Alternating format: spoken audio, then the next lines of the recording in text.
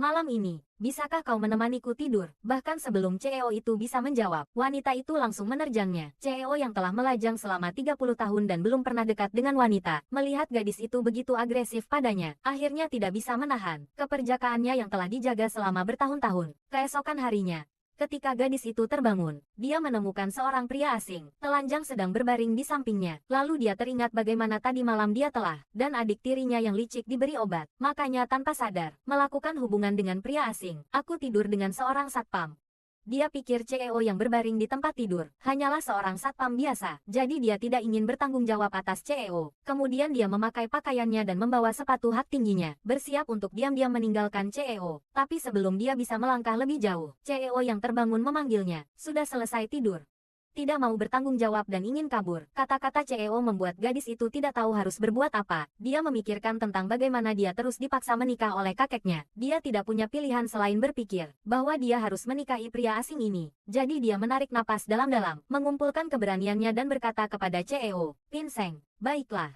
Aku akan bertanggung jawab padamu." Kata-kata gadis itu membuat CEO sangat puas. Dengan cepat, mereka mendapatkan surat nikah. Kemudian mereka berdua dengan gembira keluar dari kantor catatan sipil dengan membawa surat nikah. Saat ini, gadis itu tampak terkejut melihat CEO dan bergumam dalam hati, "Aku benar-benar menikah dengan pria yang baru ku kenal semalam. Satpam rendahan, menikah kilat." Gadis itu terus salah paham bahwa CEO hanyalah seorang satpam miskin. Namun, CEO mengeluarkan kartu bank, memberikannya kepada gadis itu sebagai mas kawin. CEO mengatakan bahwa ada 100 juta di kartu itu, tanpa diduga. Gadis itu salah paham dan mengira hanya ada 1.000 yuan. 1.000 yuan. Baiklah, sedikit ya sedikitlah 100 juta masih dibilang sedikit, ratusan juta masih dibilang sedikit. Pada saat ini, mantan tunangan sampah gadis itu meneleponnya. Menyuruh gadis itu untuk segera menikah dengannya, jika tidak, dia akan menyesalinya. Gadis itu menutup telepon dengan marah setelah mendengarnya. Kemudian dia meminta ponsel CEO dan menyimpan nomor teleponnya ke dalam kontak CEO. "Ini nomor teleponku. Ini kunci rumahku. Perumahan Sinyu. Kamu bisa pergi sendiri. Jangan khawatir, karena kita sudah menikah. Aku pasti akan bertanggung jawab sampai akhir. Aku pergi dulu. Aku, istrimu, masih ada urusan yang harus kuselesaikan. Ini."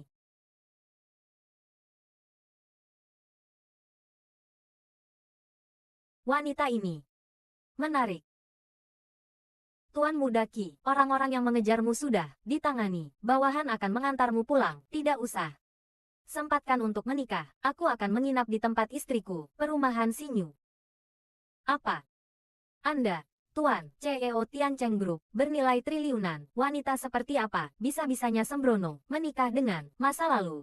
Melalui apapun, wanita, menikahlah." Orang-orang di luar sana bilang bahwa aku adalah pria lajang yang pemuda ingusan, tidak layak dengan posisinya. Kabar pernikahan, pas untuk membungkam. Orang-orang yang menatapku, posisi ini dengan tatapan penuh nafsu. Lagi pula, mereka ngotot ingin membayar. Aku tidak bisa berbuat apa-apa. Namun, begitu gadis itu kembali ke rumah, dia langsung menyaksikan tunangannya bermesraan dengan adik perempuannya. "Kakak, kau sudah kembali. Aku dan calon kakak ipar mencarimu sepanjang malam, sangat lelah. Jadi kami menginap di rumah calon kakak ipar dulu. Sun Wanyan, hari ini kita akan mendaftarkan pernikahan kita. Kau berani-beraninya tidak pulang semalaman. Bagaimana aku bisa menikahimu sendirian? Kau masih punya muka untuk meremehkanku, Sun Wanyan. Berani-beraninya kau bicara seperti itu padaku. Apakah kau tidak takut hari ini aku tidak akan menikahimu? Membuatmu tidak akan mendapatkan sugruk. Kalau kau tidak menikah denganku, aku harus pergi ke kuil dan membakar dupa." "Kakak, jangan marah pada calon kakak ipar. Dia juga mengkhawatirkanmu. Kau masih tahu kalau dia calon kakak iparmu. Tadi malam kalian berdua saling berpelukan, menjebakku. Aku sampai berpikir kalau dia suamimu. Kemarin kau mendengarnya." "Mendengar? Ya sudah. Takut apa, Sun Wanyan? Hari ini aku akan berterus terang padamu. Dibandingkan dengan adikmu, kau benar-benar berbeda seperti langit dan bumi. Aku sarankan padamu, jangan cemburu. Berpura-puralah menjadi istri bohongan yang baik. Bujuk aku sedikit. Siapa tahu hari ini aku benar-benar akan menikahimu, membantumu mendapatkan sugruk. Menikah denganku. Kau pantas." "Pinseng, lihat baik-baik. Pinseng, wanitamu ini, Pinseng, sudah menikah. Ini suamiku. Ini mahar yang dia berikan padaku. Pinseng. Mahar. Kakak. Wanita sepertimu. Kehidupan pribadi yang kacau. Wanita. Jangan bilang, menemukan, satpam bau untuk menikahimu, hanya dengan mahar beberapa ribu yuan, untuk menyingkirkannya, bukan urusanmu, kembalikan padaku, berbicara tentang mahar. Keluarga Zhao kami, telah membayar 3 tahun sebelumnya, mahar sebesar 50 juta yuan, sekarang dengan pokok dan bunganya, menjadi 80 juta, kau bahkan belum, mengambil alih Su Group, bisakah kau membayarnya? Aku.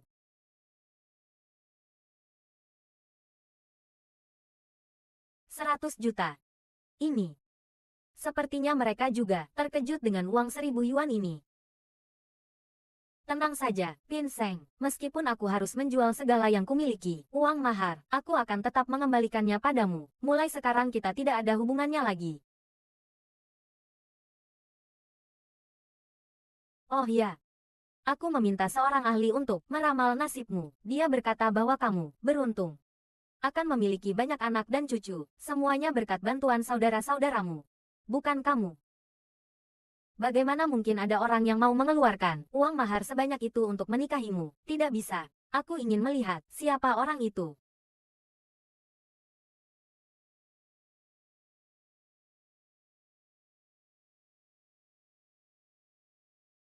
Istriku.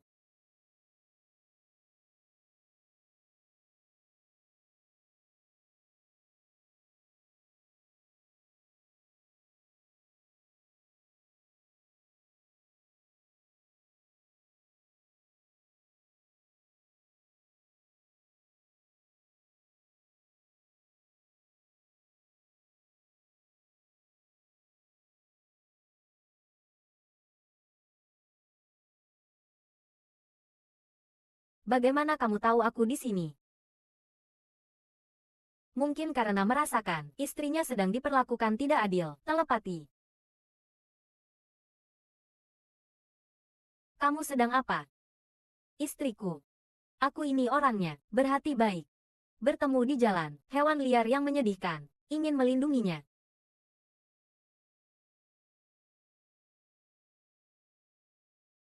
Kamu bekerja sebagai satpam, sebulan dapat berapa? Kenapa masih menyewa mobil sport mewah seperti itu untuk pamer? Kamu benar-benar berpikir bahwa aku seorang satpam? Ya juga sih. Satpam, mana tega menyewa mobil ini? Pinseng, jangan bilang kamu juga bekerja sampingan di klub, kan? Pinseng.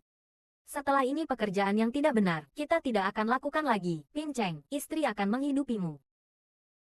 Benar-benar tidak bisa berbuat apa-apa denganmu.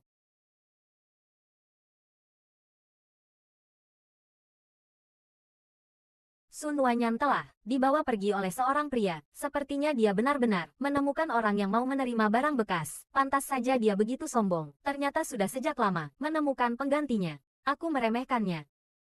Oh ya, melihat dengan jelas pria itu. Seperti apa? Lampunya terlalu terang, tidak bisa melihat dengan jelas. Tapi aku melihat jenis mobilnya. Sepertinya satu-satunya di dunia. Rolls-Royce edisi terbatas. Cheng, jangan bilang itu Tuan Muda Qi. Pinseng. Pinseng. Siapa Tuan Muda Qi itu? Dia itu, anak emas dari Provinsi Jiang, di mata kami para pengusaha, penguasa, Yang Jian. Bagaimana mungkin dia bisa tertarik padanya? Tapi mobil itu kulihat, memang benar mobil Tuan Muda Qi. Lampunya begitu menyilaukan, kamu pasti salah lihat, di Provinsi Jiang ini, mengendarai Rolls-Royce, sangat banyak. Hanya saja kebanyakan, semuanya generasi cucu, pria tua yang sudah berkeluarga. Pantas saja bisa mengeluarkan uang mahar 100 juta. Ternyata itu uang kompensasi.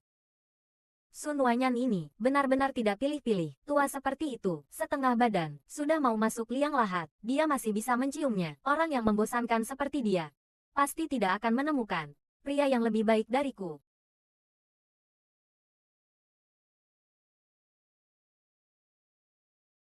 Ada apa?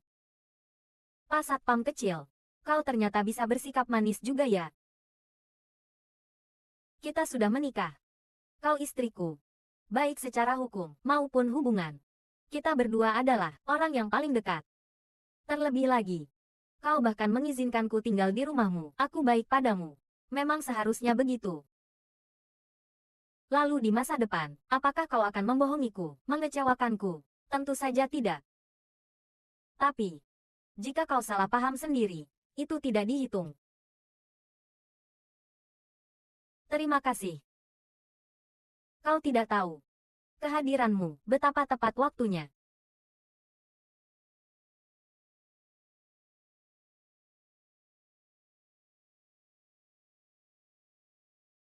Katakan, Tuan Qi, sudah diselidiki. Nona Su hari ini pergi ke rumah mantan pacarnya. Mungkin dia diganggu.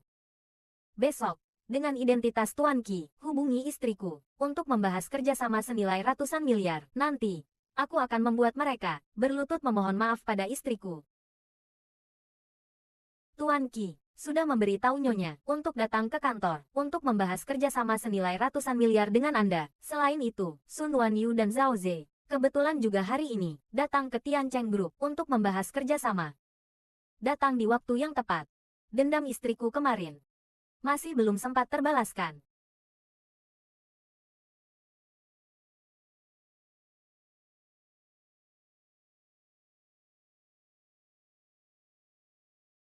Sun Wanyan berpacaran selama 5 tahun, di malam sebelum pernikahan, dicampakkan begitu saja. Bagaimana bisa kau punya muka untuk keluar rumah? Dengan tampangmu itu, masih berani keluar rumah. Memangnya aku harus takut apa? Kau?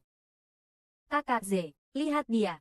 Kemarin masih memanggil kakak ipar. Hari ini malah bergelayut manja memanggil kakak. Babi betina bermutasi. Tidak secepat kalian berdua kan? Benar-benar tidak tahu malu. Bahkan kakak ipar sendiri. Berhenti. Sun Wanyan, jangan bilang kau datang ke sini untuk merusak kerjasama kami dengan Tiancheng Group kan? Aku juga datang untuk membahas kerjasama dengan Tuan Qi dari Tiancheng Group tentang kerjasama senilai ratusan miliar. Aku ngakak. Kalian dengar itu? Dia bilang dia datang ke Tiancheng Group untuk berdiskusi dengan Tuan Qi kalian tentang kerjasama senilai ratusan miliar.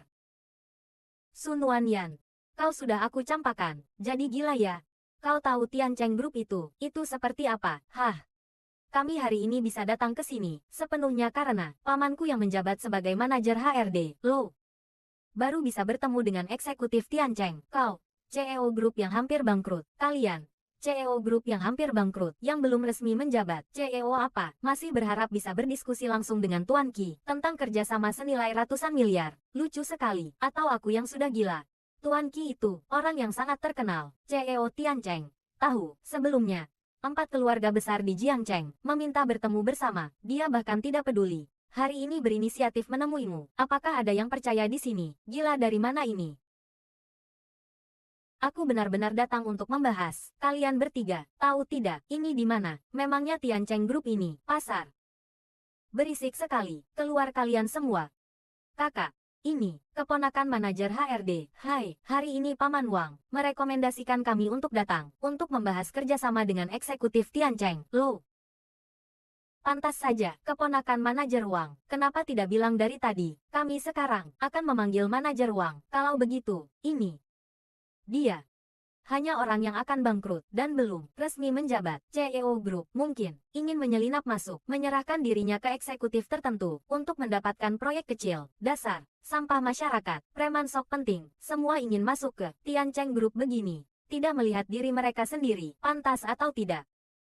Halo, saya menerima pemberitahuan dari asisten Wang, khusus datang untuk membahas kerjasama dengan Tuan Qi di sana.